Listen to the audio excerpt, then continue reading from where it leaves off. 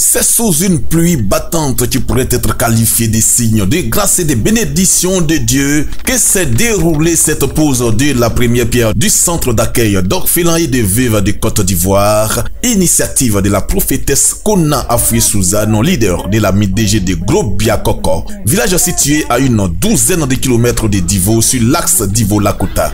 Le projet est porté par l'ONG Sauve-Si, entendez, soutien aux orphelins et veuves de Côte d'Ivoire, fondé par la prophétesse Kona Afoué-Suzanne qui vise plusieurs objectifs.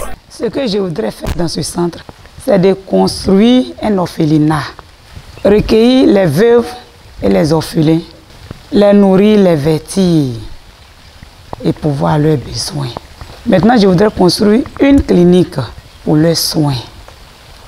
Construire une école primaire pour leur éducation.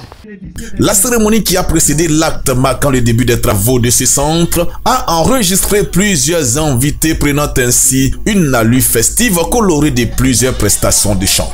Elle est placée sous le parrainage de l'honorable Kwaku Mermoz Alamba, député de Divo sous-préfecture. Malgré la forte pluie qui a commencé peu avant sa prise de parole, l'élu du peuple a tenu à livrer un discours de ferme soutien à la prophétesse Kona Afoué-Suzanne pour son initiative. Il a posé des actions concrètes pour la construction du centre.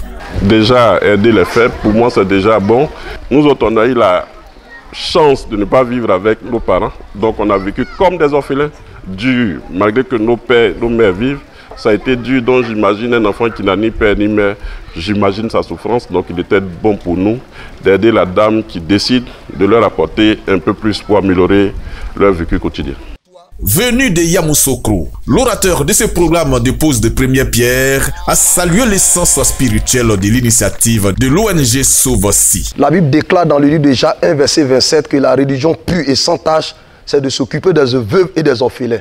Cette pensée qu'elle a nourrie, vraiment c'est une très bonne idée. Et depuis hier, nous avons commencé sous une pluie, c'est une bénédiction. Aujourd'hui encore, le Seigneur nous fait grâce sous cette pluie de poser la première pierre. Nous voulons d'abord bénir le Seigneur et dire merci beaucoup aux parrains. Vraiment un homme simple, un homme effacé. Malgré cette pluie, s'est déplacé jusqu'ici. Nous bénissons le Seigneur. Au cours du culte de la pause, au nom de son ONG, la prophétesse Kona Afoué-Suzanne a fait des dons composés de vivres aux veuves et orphelins de Gros-Biakoko. Le parrain y a été honoré par des présents de MAC en guise de reconnaissance pour son engagement en faveur des populations. La chefferie présente a également bénéficié de dons au nom de l'ONG Sauve-Si.